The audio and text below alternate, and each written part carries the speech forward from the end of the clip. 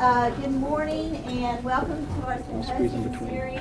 As you see, we have some representatives from Transamerica Financial Advisors here to talk to you today about some career and internship opportunities. We have with us a former Concord student, Tad Binkley is here, here, and he is currently a financial advisor, and I think you got your start through an internship. Pretty much, yeah. I was looking at it that way, and then it kind of got into more. Okay, and then we also have with us Mr. Mike McKay, and he is the Senior Marketing Director with Financial Advisors, Inc. And then we also have two other visitors, and they just came, and I just met them also, so I'm going to let Mr. McKay introduce them and talk a little bit about his group. So if you guys will join me in welcoming them. Thank you, Susan. Thank you. Thank you. I know why Susan fudged out on giving the names, because the first person I'll introduce to you that's over here with us that's not Tad is Christine Negomodzianova. On the count of three, everybody. No. Come on over, Christine. Christine's an advisor with us, and she's been with us for what now? About since January. Since January. Yeah, 9 months now. Yeah. Wow, awesome. Christine has her MBA in finance from where? Accounting. Accounting, excuse me. MBA in accounting. University of Phoenix. All right. And she was controller for a large major corporation, a couple of them, as a matter of fact. Decided to make a career change. So you'll be hearing from Christine in a second. Thanks, Christine. And welcome Roger Shaw. Roger's up from, or down from, I should say. Down from Ohio State University alumni. Class of 1940 what? Oh, yeah. Sorry. Roger's also a financial advisor with us, and he's been with us for a couple years now and doing a great job of helping us build out our marketing and distribution channel in the greater Columbus area. So if you would, welcome those guys real quick. And before we get into the formal presentation, my name is Mike McKay. I'm from Cincinnati, Ohio. I myself have been a financial advisor and working in this capacity now for a little over 20 years. And I'm well suited to do that because I went to college in a place in Boston called Berklee College of Music. I got 2 degrees, one in jazz composition and arranging and one in jazz performance. And as you might imagine, if I can live on that income, you guys can live on yours. So with that, I'm going to introduce Tad Binkley real quick, former Concord student. And he's going to tell you a little bit about how he got involved with our company and what he's been doing since he's been here and why he's here. Thanks, Mike. Thanks, Tad. Here, let me hook you up. You need a microphone. And it's fine. I'll speak up. You need it for the recording, dude. All right, just clip it on. You're good.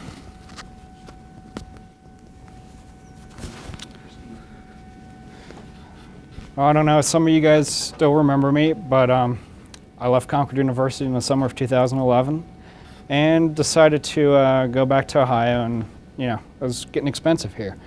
And I got to Ohio State and went into the ag department, which is the same department Roger was from. And I went to their career fair, and there was Christine, Roger, and Mike sitting there in a little hamster wheel with a hamster spinning. And they had financial services company as their background, and that kind of makes you think, and why in the world do they have a hamster running in a wheel? And they're provocative with that was, we all run in a circle when it comes to finances. A lot of us are just lucky to catch back up. So I got to talk to each of them, and Christine was fired, or laid off rather, twice, and Roger's had letdowns in his career, and and then I met Mike, and he told me he was in music, and that struck me as a little bit different. And so I thought, if those guys can do it, I can do it, and that's how I'm here now. And I decided to contact Dr. Robinette because I thought it would be a great opportunity for students here, and even if I know a lot of people down here need help, that's not a question.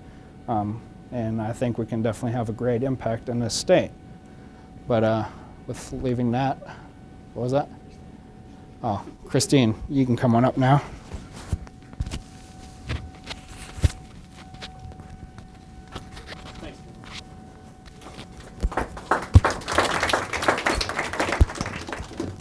Well, I'm Christine Negomodzianova.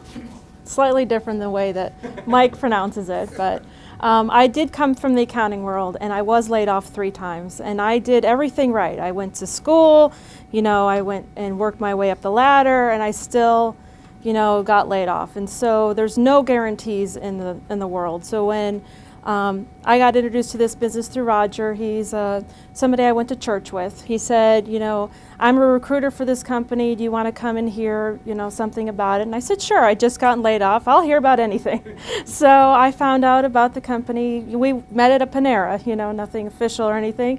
And I just fell in love with the company. You know, what it's all about, what you're going to see here. And it's about helping people, which is what I love about it.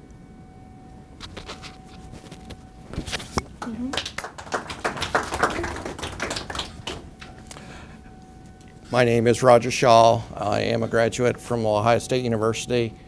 Ag Econ major, business minor. As Christine said, or Tad said, life doesn't always go as you think it's going to. I thought I had a job that I was going to retire at, or from, I really should say. And 2 years before retirement age, year and a half, I get a please come into my office and close the door. And so I knew what was happening. So I looked for a lot of different things. And luckily enough, I was flying on an airplane from Las Vegas, and this lady says, "What are you doing?" And I says, "Well, I'm looking for a job, to be honest." And she says, "We need to talk. Can you come to Cincinnati?" Well, I live in Columbus. I said, "Yeah, I'll come." Yeah, I'll look at anything. And that's how I got involved. I'm with Tad and Christine and Mike, and I've never seen an opportunity like this anyplace. And I hope you all feel the same. Thank you.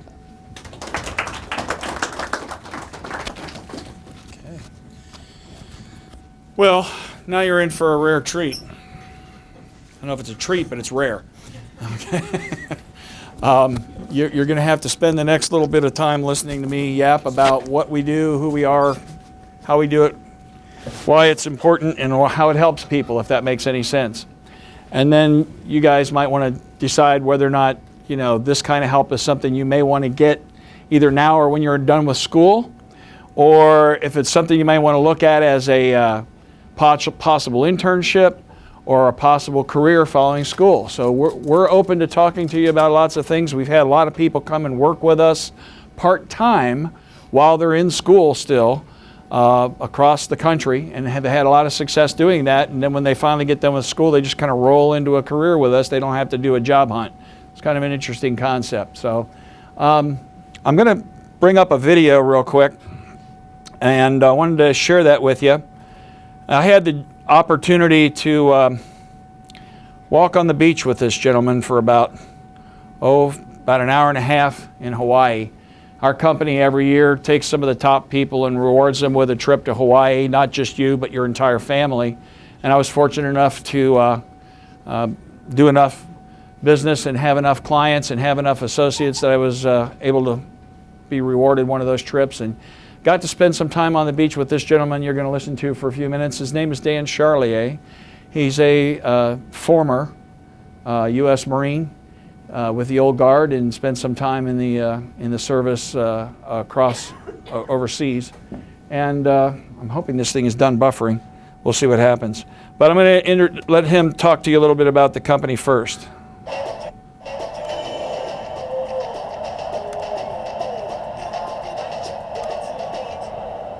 Can you guys get any sound out of that? No. Our company is World Financial Group and Transamerica Financial Advisors. Can you guys hear that? I'm so excited to be No. here. And All right. I just want to tell you guys that in We don't have any video. 1998, my first convention, I heard a lot of leaders talk about their stories, but, Let's do that. Okay, try it now. Okay. Let's hope we don't blow anybody off their seat. Guys might want to watch your ears.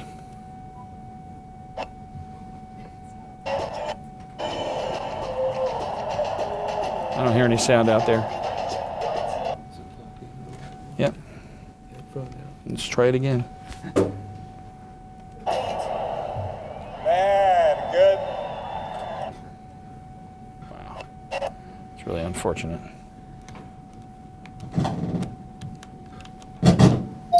Here we go.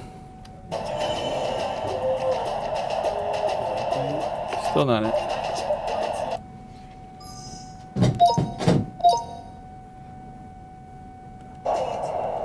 Got no sound. All right, forget the video. That's easy.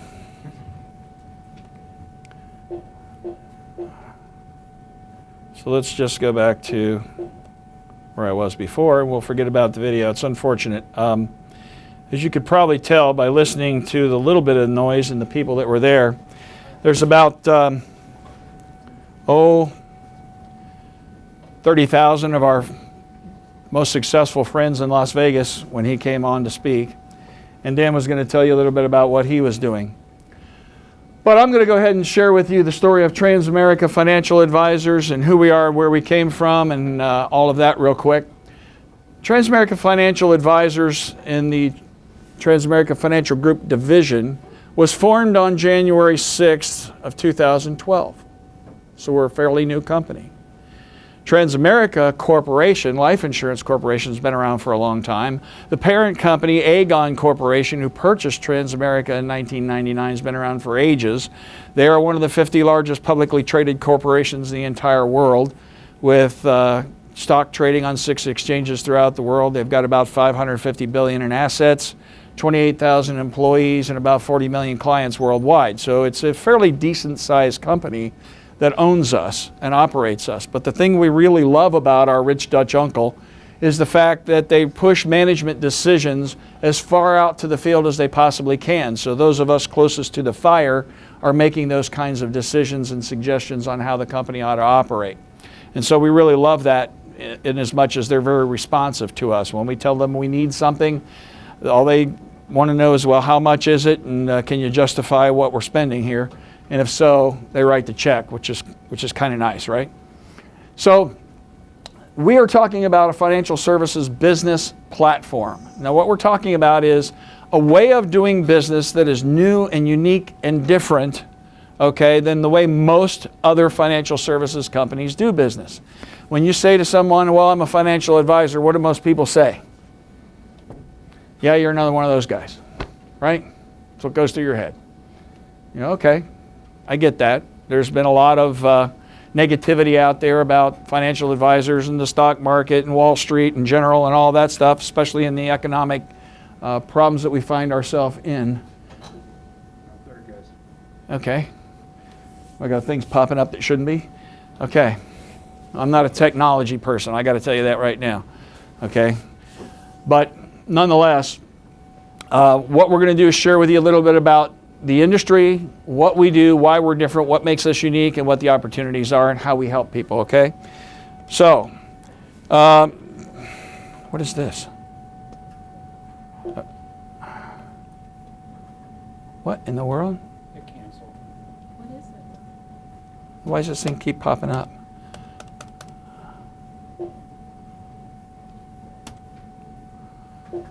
I know what's going on.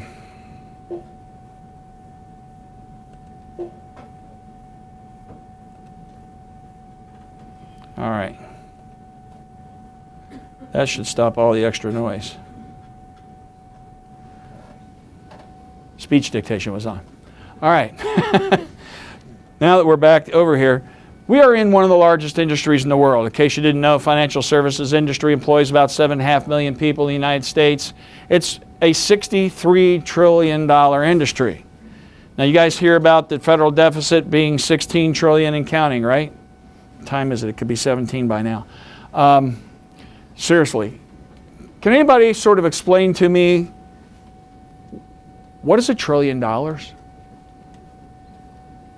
mean, it's a lot of money, right? It's a big number. When somebody first told me $1 trillion, I went, yeah, okay. I started thinking about that. It's like, well, what is $1 trillion really? So let me give it to you this way. Anybody in here like to shop? Ladies? Anybody? Okay. She says she does. I'm going to give you a debit card. I'm going to load it with $1 trillion and hand it to you, okay? And I'm going to give you a job to go with that card. Your job is to go out and spend $1 million every single day, 7 days a week. All right, now after you spend $1 million for a couple of days, believe it or not, it actually gets hard to find things to spend money on, you know? But your job, you got to do this 7 days a week, 365 days a year for the next 2,700 years, and you still haven't used up the card. Yeah. Does that give you guys some idea what kind of trouble this country's in? Right? Now, $63 trillion. When I first came in the industry 22 years ago, that number was $8 trillion. And we were thinking, wow, man, what a big industry. And now we're told that by 2024, it's probably going to be a $200 trillion industry. It's going to triple in the next 18 years. Take a look at the careers that you're thinking about, and I'm not trying to sell you on one, I'm just trying to give you some thoughts. Take a look at the career you're aiming at and ask yourself, is this career that I'm looking at getting into, this thing that I'm going to do for the rest of my working life and spend most of my waking hours doing, is that thing going to triple in the next 18 years? Is it going to shrink? Is it going to stay about the same? Because if it's a shrinking industry, that's a problem, isn't it? That's what's happening to people getting laid off, right? So you don't want to be going into a shrinking industry unless you have some reason to believe that that industry is going to turn around and grow again. But our industry is going to triple over the next 18 years. And that $63 trillion is going to change hands, not in 2,700 years, but in 18 years. Boom. It's going to change hands. It's going to go from the seniors and the baby boomers that have the money now, and I'm one of those baby boomers. I'm turning 60 this year. All right? It's going to go from there down to the next generation, right? Intergenerational wealth transfer. And when that money moves, people are going to need to know what to do with it, right? Anybody in here already gotten an inheritance from anyone? Okay. Sort of like winning the lottery, right? You play your number, get a bunch of dough, right? The only difference is in an inheritance versus the lottery, all you had to do is be nice to grandma, right? Money shows up. It's kind of interesting how that works, right? But when the money shows up, if you won the lottery, does anybody know what the statistics are having to do with lottery winners and how they fare after they win? 7 years. Most of them are dead broke, filing bankruptcy. 7 years. Because money is a relative thing. The more you have, the more relatives you got. No. But most people, they really have never had that kind of money handed to them ever before. Especially in a big lump sum like that. And they're all of a sudden feel rich. And they want to go out and buy things and spend money and give money away. And next thing you know, they wake up and go, holy cow, it's gone. And an inheritance can work the same way. So here's the thing. If we help people know what to do with that $63 trillion, and in fact, it's probably the one and only chance they have at total financial freedom other than being very diligent and disciplined about how they save and spend and invest their money as they work. Because by the way, guys, it's not about how much money you make. It really isn't. It's about what you do with what you have. Okay? Please try to remember that as you go through life. It is not about how much you make. It's about what you do with what you have. It's called learning to live well below your means. Whatever it is you earn for income, you can't spend it all.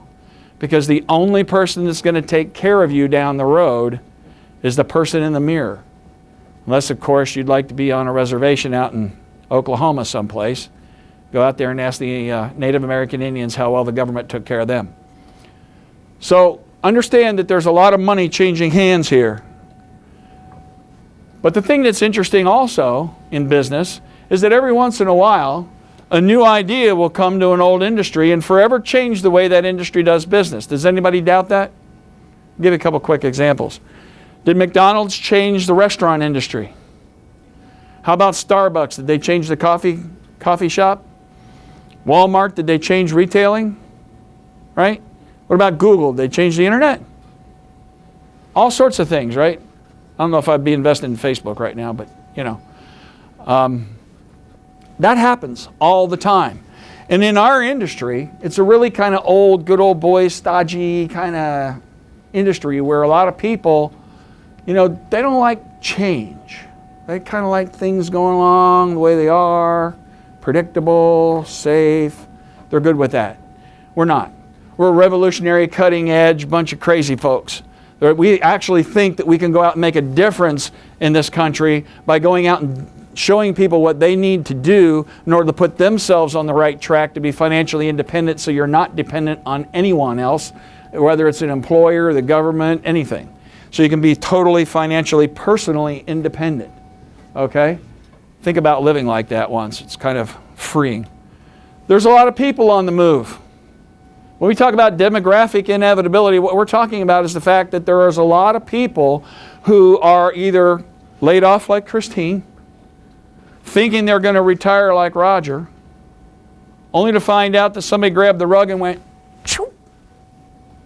Or like Tad, thought he was going to do something entirely different, saw this and decided, you know what, this makes more sense to me than what I was doing, so I'm going to change my path. And then there's money on the move. How many unemployed people out there looking for something to do? Think about Roger. He's on an airplane. Some strange lady comes down, sits down next to him and says, "So, big boy, what are you doing?" Right? That's not exactly the way it happened, was it? Right? But understand, out of the blue, somebody reached out to him. Right? Was he expecting that on that airplane flight? He wasn't. Opportunity is everywhere that you open your eyes and ears and listen for it. And if you make your own opportunity chance to hear something, you might just find something that's a little new and different. Don't be afraid of it. Find out about it. If it's not for you, that's okay, but at least take in the information. There's a ton of money on the move. Does anybody know what the fastest growing segment of the population is? Age 100 plus. There's more people turning 100 today than ever before. And as a population, as a percentage of that generation, there's a bunch of them.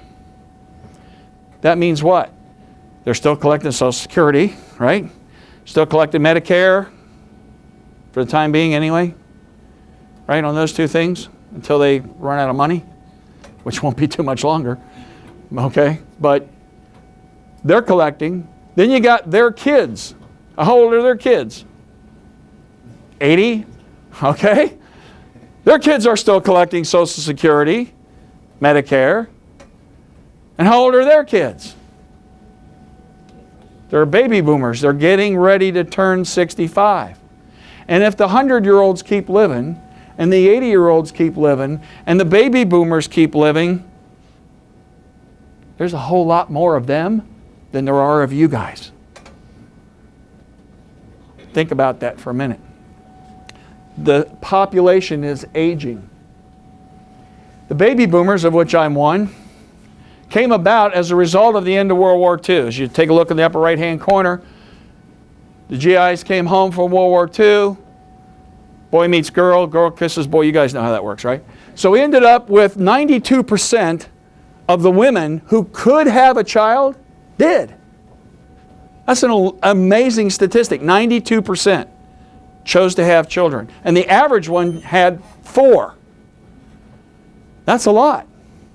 That's a whole bunch more than now, right? It doubled the birth rate.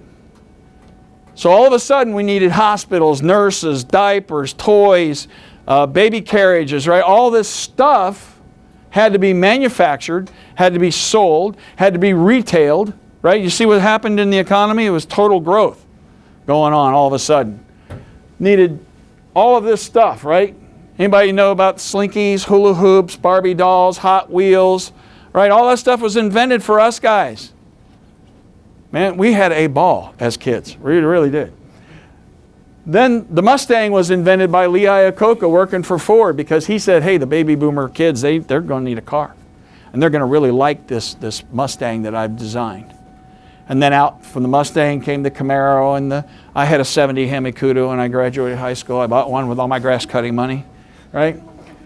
We had cars, and then as we got married and started having kids, we had to go buy homes. You realize that there never was such a thing before that as a subdivision, right? Didn't exist. There were cities, and there were little towns, and in between was rural area, right? Well, subdivisions all of a sudden sprang up.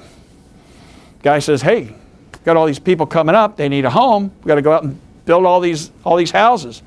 So we're going to get rid of this farm, plow it flat, put in a street, just start stacking them up, building the subdivision. Well, when that happened, what? Then they had kids, and then we needed what? Schools, right? You see what's going on? The whole thing just went like crazy. They had more responsibility. So what happened if something happened to them unexpected? They needed some life insurance. So our company was the very first company that brought to the industry a whole new concept called buy term insurance and invest the difference. We were the very first company with that concept. And we sold more term insurance than anyone.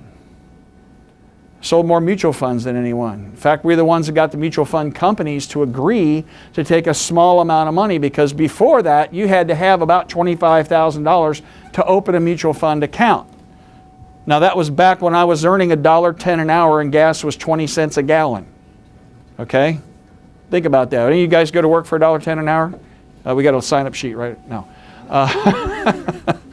That's the wage I was making back then. So $25,000 was a lot of money. Okay?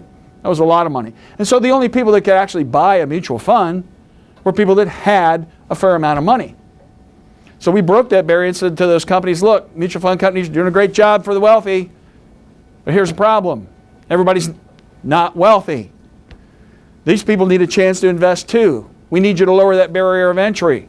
We can bring you billions and billions of dollars, but you're going to have to lower the barrier of entry. So we got the mutual fund companies to agree that they would take as little as $25 a month, as long as they signed up to have it automatically taken out of their checking account every month. Right? Systematic investment plans. Good idea, by the way. If you've never started that, it still works today. Then they started getting older, right? Kids were getting older. You got to educate the kids, send them to college. That costs money, right? Got to get ready to retire, because as soon as the kids are done with college, next thing on the horizon, I got about another 15, 20 years. I can put some money away, provided they don't boomerang and come back. I can actually go retire. But I got to save that money. I have to invest for my retirement, right? So that was what's been happening over the last 40 years. There's 76 million of us baby boomers. They're turning 65 together. Last January 1st of 2011, the first baby boomer turned 65. Thereafter, every 7 seconds, over 10,000 of them a day have been turning 65. And when they turn 65, they apply for Medicare and Social Security. Which, by the way, if you haven't had this experience yet, when you get your first paycheck, take a look at the stub. And the first thing comes out is federal taxes, right? Income taxes. And then you're going to see Medicare tax, FICA food, and then Social Security, right? You're going to see that on your paycheck stub. And you guys had that experience? Yeah, anybody with a job, right? How you feel about that? You all right about that? I appreciate it, you know, seriously, I do, because... Yeah, you guys do, but I'm not going to see it. Exactly, that's my point. Okay? You're probably right. Unfortunately, the way things are, that's the way it is. We've been paying for our parents and our grandparents, because the money that goes in goes right back out the door. There used to be a thing called the Social Security Trust Fund. And back in 1974, they abolished it and put it into the General Treasury of the United States. And once they did that, all bets were off. Thanks to our wonderful government at that point in time.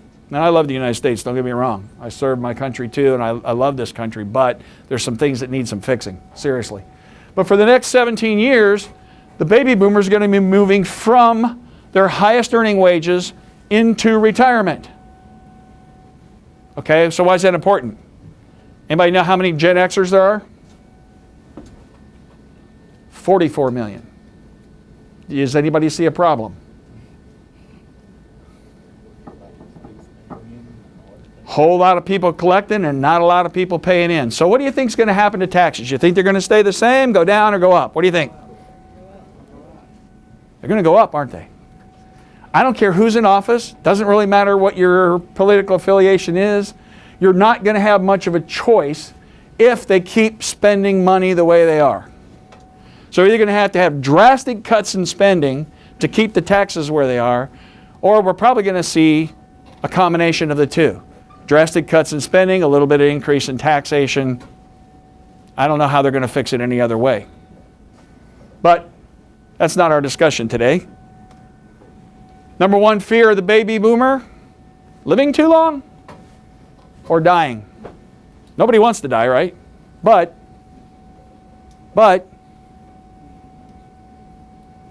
if I die, do I have any more money problems? No, not really. So outliving my money is number one concern. So I've got some problems. 70% of the wealth in this country is in the hands of the baby boomers. Okay, why? Because they're older and they've been earning it for a long time and they actually did a decent job of saving. Not as good as their parents, but they did a decent job. 58% of them yet do not have a financial advisor, and here's the number one reason. The average financial advisor in our industry requires $500,000 or more of investable assets. Everybody that's got that, raise your hand. We got a sign-up sheet over here for that too. No? All right.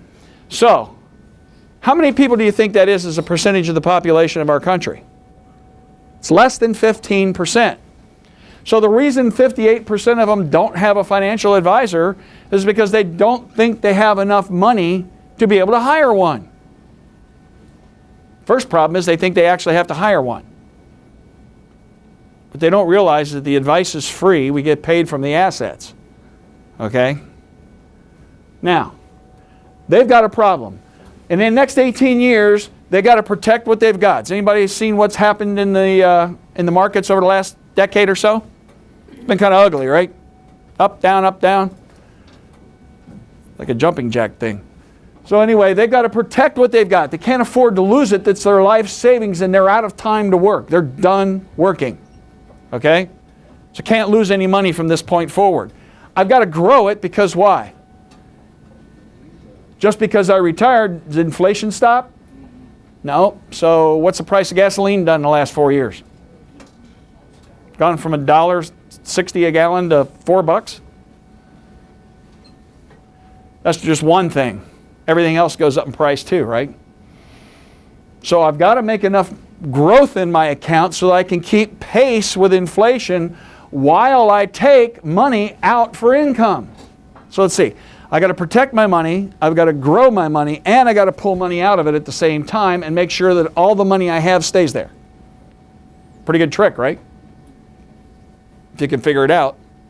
That's why most people need to get some advice. That's what we do as financial advisors. We help people understand how to do this and how to do the wealth transfer properly so that most of the money goes to somebody you care about and love instead of some guy in New York City you haven't met yet in the form of taxes. Okay?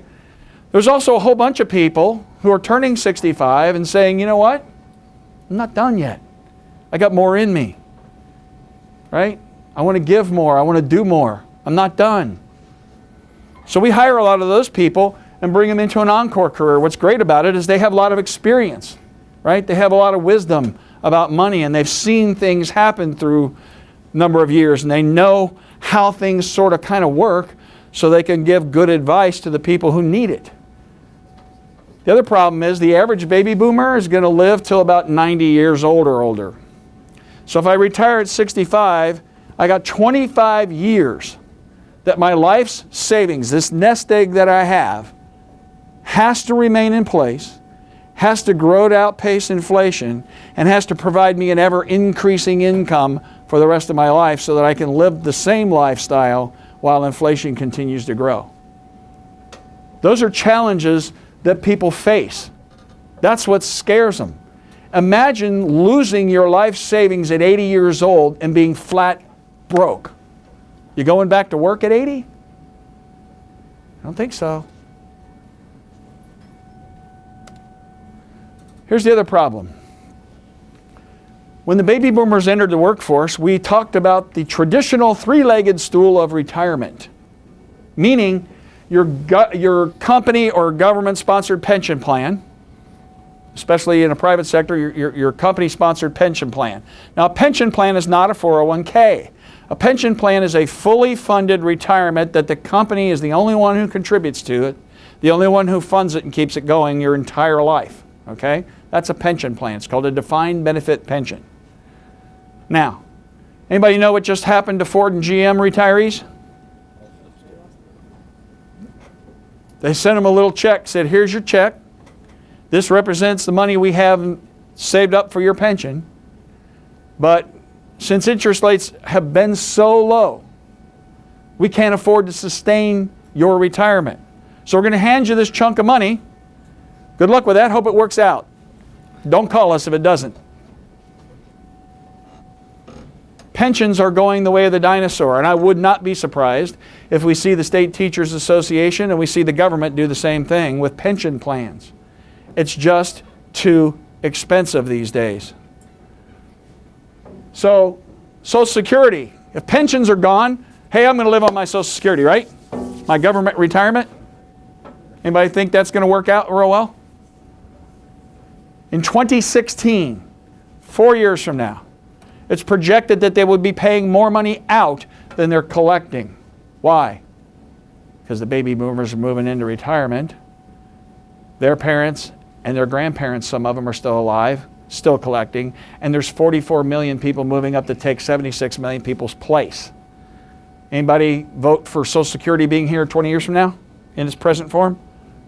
No, probably not. So if we throw out pensions and we throw out Social Security, what's left? You, right? You have to be the one to fund for your own retirement.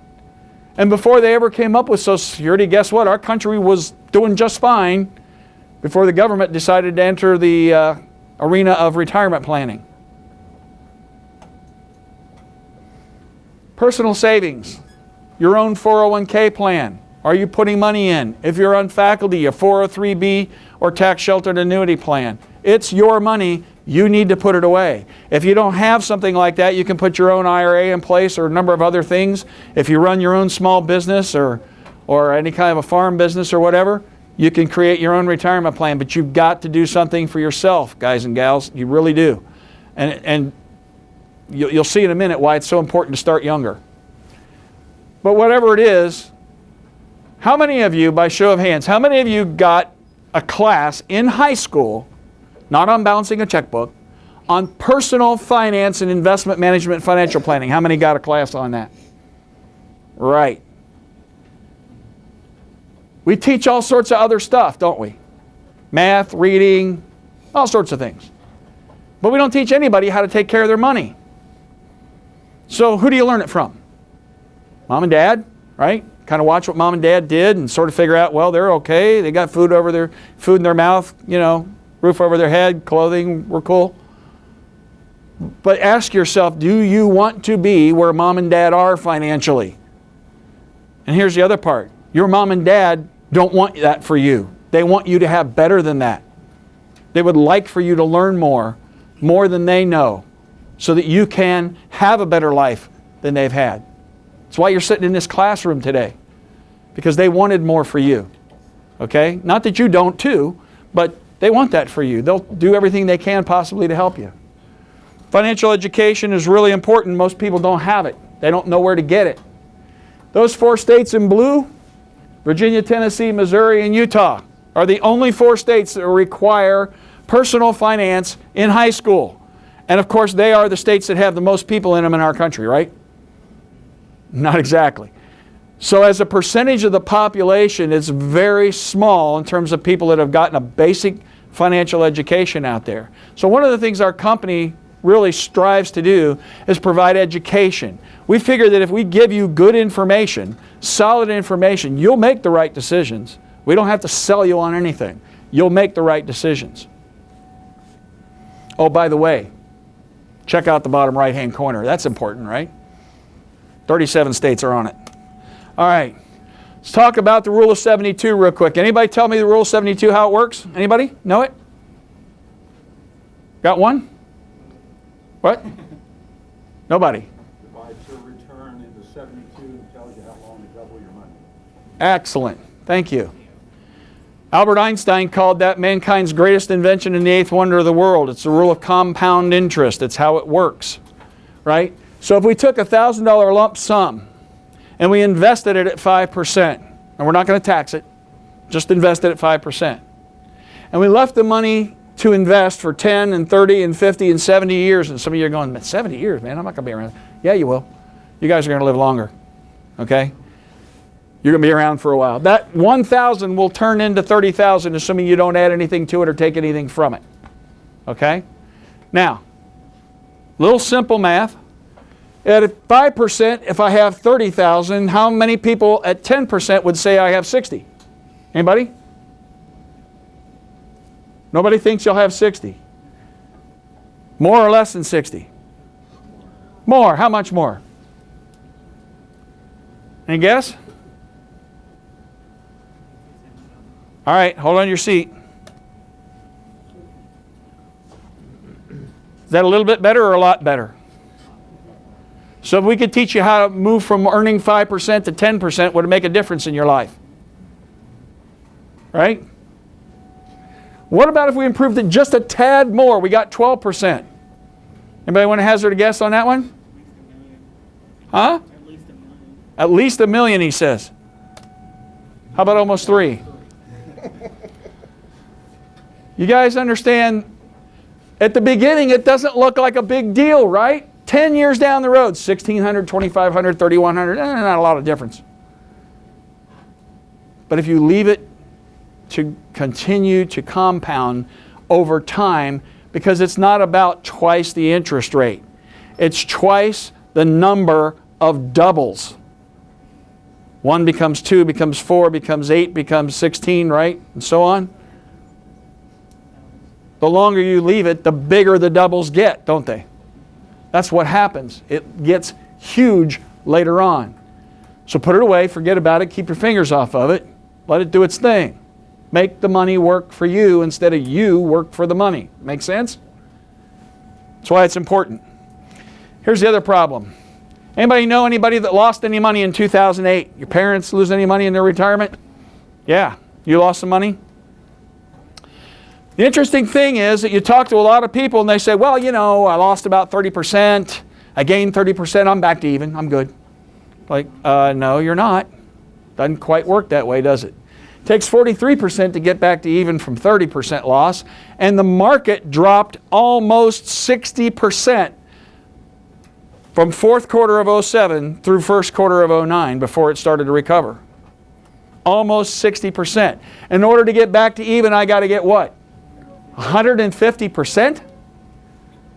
That means my money would have to double and halfway double again. So at 10%, he gave you the formula. At 10%, how long is it going to take my money to double? Interest rate that you're earning, divided into the number 72. How many years is it going to take? At 10%, it's going to take 7.2 years, right? To get half of that again, it's going to take another 3 anyway, right? So I'm 10 years down the road to get back to even if I earn 10% every single year on my investment. And I still have gotten back to where I was 11 years previously. That's fine unless you're a human being, right? Because human beings have time frames they want to get things done in, right? I need my kids' education money by here. I can't wait 11 years for that to get there. Or I can't wait 11 years to retire. My money's got to be there now. That's a problem. People don't understand how important it is, not so much on what you gain, what you don't lose. Does that make sense? Risk management. Now, that's not the only part of the equation, because that's what the market actually did from March of 2000 through April of this year. Pretty fun ride. I live in Cincinnati. We got this place called Kings Island, right? Would have been cheaper to go there and get the thrill. Down 49, up 100, down 56, up 109. Take a look at the end of the chart over here and notice let's just say 1,400 or so, right? Where were we back in 2000? We were above that, weren't we? That means that 12 years ago, if I didn't add any more money to my investments, I'm no better off, am I? But there's another problem. Not only is the market down 7.1% since that point in time, if I factor in inflation, I'm down almost a third. I have a third less money just because inflation is eating away at the real spending power of those dollars. That's the retirement I was planning for. I don't know about you guys. Right? You got 10, Mike. Thank you. Average person has underperformed the market over the last 20 years by 4.3%, average equity investor. Now, why do we say that? Because the average equity investor doesn't have a financial advisor, because 85% of the population doesn't think they can afford one. So they're trying to do it themselves. If you needed brain surgery, would you try to do it yourself? Probably not a good idea to try to do your retirement investments yourself. Hire a professional. Compared to what you just saw, compared to this, it's cheap. Okay? Down 4% per year for 20 years. Compound that out. It's a serious problem. Yes, sir. I don't want to sound like I'm trying to construe your presentation, but it gives the impression that Transamerica avoided all that, which is not the case. I mean, you and all your clients participated in all those numbers you showed us. So you didn't offer any incremental benefit to anybody in that period of time. You believe that to be true? I do. So let's pretend I could prove that that's not true. Would you change your mind? Would you be open to listening to it? Probably not. So a closed mind. Well, I just have the philosophical approach that with a little bit of education, which is what you're trying to convey, that the average investor puts their money in S&P 500 fund. No, well, that's the first problem. You made that assumption. Let me finish. And then they put another third of their money in an international index fund with a very low fee and let it go. Studies have shown that outperforms your firm, me as a personal investor, or anybody in this room over a long period of time. Well, I don't know what study you read, but that's absolutely false. Well, And I can prove it to I you. refer to others in this room to comment on that. Okay, well, I'll show you in a minute, because I've only got a few minutes to go through. Can I make a comment on this comment? Sure. Wow, you're saying that you could avoid all the downfall. You could have. Well, could have is different. Have you done Have I personally? that? No, your company. Our company doesn't manage that money. The investment advisors that we use did avoid it, What is yes. the performance of your investment advisors, and has it been verified? I'm Because sorry, as far I'm as I not hearing you. know- As far as I know, nobody in the last 12 years has outperformed the market. You don't think so? I don't think so. Okay. Well, I'm glad to hear that you think that nobody's outperformed the market and he thinks that nobody's outperformed the market. I'm going to share with you one of our money managers, Hanlon Investment Management, which I'm going to get to in a second. And I'm going to show you that we absolutely outperform the market. Okay? That's why we're here. I'm trying to share with you this information. Here's the difference. When you put money in the S&P 500 index fund and you put money in an international index fund, the first problem you have is you put it into a passive investment strategy. Buy and hold and hope and pray that somewhere down the road that thing's going to be worth more than you put in. Unfortunately, hope is not a financial strategy. Buy and hold is a horrible way to invest. Okay? No one who really knows what they're doing does buy and hold. Only people who don't have access. Excuse me, I have the floor. Let me finish. Okay? Active management is the way of actively managing a portfolio so that it takes responses to the market and makes adjustments on a continuing basis, either in, out, or rotating sectors or rotating industries, so that you avoid the markets that are turning down and you take advantage of markets that are turning up. And if you think about it, that makes sense. It looks sort of like this. If I'm involved in the market, the black lines of market goes up and down all the time, we know that. right? It's been doing that ever since I was born. We want to be in the market when it's in a rising mode, right? Would everybody agree with that? Would you agree with that? You want to be in the market when it's moving up, right? Okay. At some point, the trend and the momentum of the market will change. And I just showed you earlier that it changed from being up to down, right? Showed you that slide. There was a general trend for 3 years. In 2000, 2001, and 2002, the market lost almost 50%. And in fourth quarter of 07 through first quarter of 09, it was also down 56.7%. So do you want to be in when you're losing money, or do you want to get out? Me, I'm out. Some people prefer to stay in. That's fine. If you want to do buy and hold, that's fine. Okay? But this strategy takes you out of the market, not in a knee-jerk reaction. We're not day trading. We're not timing. We're just watching the market. We don't make a quick move. We make a slow move. So we get out at some point. We've taken some loss off of our gain.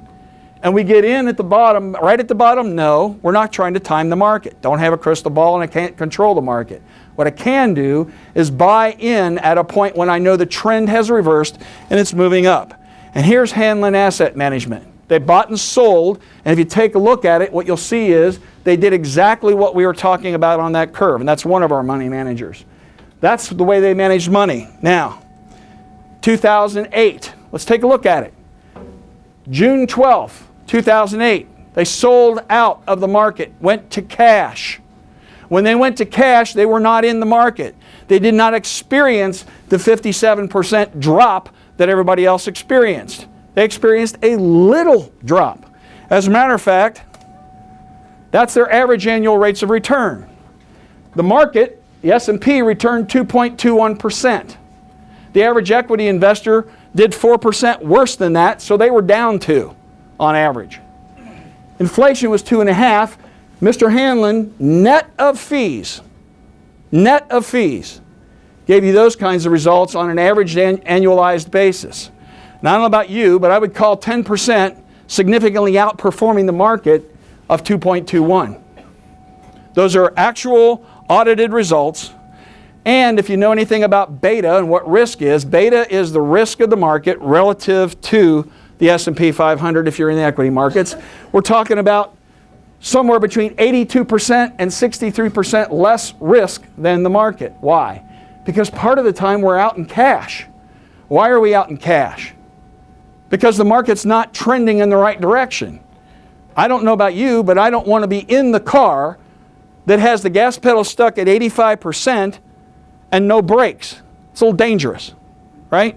That's how a mutual fund operates. Because of a prospectus and the handcuff that it puts on the fund manager's not allowed to move to cash. The prospectus, by law, it's a legal document, dictates that the investment manager for that mutual fund must be invested in that investment objective at all times, regardless of what the market is doing. Now, you as a portfolio manager, if you're managing a portfolio of mutual funds, you can move in and out or change funds. And that's what we're talking about, active management versus passive. Because most people do their little pie chart, they put the assets into the asset allocation and they don't change it. They hold it, such as a 75 or 80% position in the S&P 500 index and a 20% or 25% position in the international index. That alone will not do the job. Getting in and out as the market trends up and down is the entire direction of the market. Here's audited results. The market was down 11.92 in 01. We didn't get in until later in the year, so I can't really use that number, but obviously our investors didn't lose any money. They gained barely any. When the market was down 22, we got 12.4. When the market was down 37, we were down less than 1. And when the market came roaring back at 26, we outperformed it at 30. With the same level with much less risk. Now, I would ask you, is that outperforming the market? I think it is big time. Is it safer? Not necessarily, but there's much less risk because asset allocation does not mitigate risk. It spreads risk. It doesn't change the inherent risk of any given market. So, with that information, whoops. There's a mountain graph. If you'd invested at $100,000 the Susie Orman way, of putting 100,000 in the Vanguard 500 index fund, you'd have ended up with about $127,000 after 12 years. You'd have taken more risk than the people that are up above it. And the average equity investor would have been below. So, if you were invested with Mr. Hanlon and those four numbers over there to the right, somewhere between $185,000 to $275,000, could have I suggested to you and gotten you to go along with investing with the S&P 500? I don't think so. I don't think you would have done it. Yeah. I'd like to make another comment, please. How do you measure the people up above taking less risk than the S&P 500? What metric are you using to measure risk? They're using the algorithms of how much time they were in the market versus how much time they were out of a given market, and they're adjusting that beta based upon what holdings are in the market. You see, those are not mutual funds. That's a registered institutional investment advisor who's managing the money on a discretionary basis versus a buy and hold strategy of a mutual fund. And there's nothing wrong with mutual funds, don't get me wrong. They are what they are, but someone has to manage it. You can't just buy it and throw it in a drawer and hope for the best. It's not going to work in this volatile market. Back in the 80s and 90s, sure, you could have done that, no problem, because the market was consistently going up. But what happens when the market ceased to be a straight uphill run? When it got volatile or got sideways, you can't stay in that thing. You're going to get killed. So as far as exactly, I can have Mr. Hanlon email you the metrics. There's a whole lot of algorithms that they've got. If you're interested in that information, I'd be happy to pass it along. Nonetheless, here's the deal. I'm going to flip through this. We've got about five minutes. Some of the students will have to leave, so Okay. they want to stay. All right. So you all have to go. On a job basis, thanks, Susan. On a job basis, if you have a job and you work hard and you do your job and you save up some money, a lot of people think that they would like to have $1 million lump sum at retirement, because if they were to earn 10%, they'd have $100,000 income in retirement. Worthy goal, right? No problem. But in order to do that, you've got to save about $1,317 a month for about 20 years in order to accumulate that money, assuming you could get a 10% rate of return every year. Okay? That's difficult for a lot of people these days because they can't save $1,300 a month, especially if they're trying to do it after taxes. Or you could work with us, and it still says work hard. We're not going to tell you this is any kind of get-rich deal quick. It is hard work. You pick up about 150 of our average advisory clients. Now, our average client is barely over $100,000. I told you the average investment advisor requires $500,000 or more. That's the average by the industry's own standards. We will take accounts on an advisory basis, not a commission for mutual funds in or out, just an advisory basis where we're fee-based. We'll take them for as little as $5,000. Not $500,000, $5,000. Okay? Plus, if the account grows, then we get paid what? On the value of the assets. We get rewarded for helping you grow your money, and you get more money. It's a fair deal.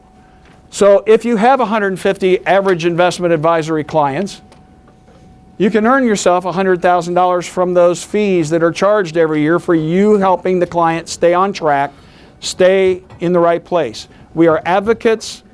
We are not salespeople. We help our clients make good decisions through education. Thank you, El.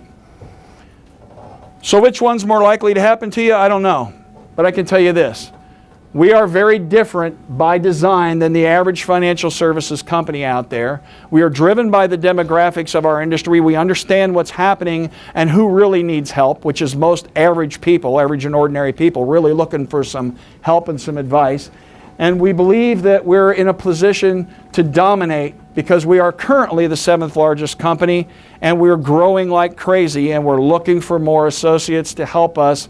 We do not have but one full-time advisor in West Virginia, one part-time advisor in West Virginia, and we are looking for a ton more.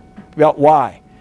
Why am I here from Cincinnati? Because I need an army of licensed and trained people to get this message out to the average person in America so they don't have the typical misconceptions about what works and what doesn't work, and we get them educated about what they can do and how we can help them. Does that make sense to you guys?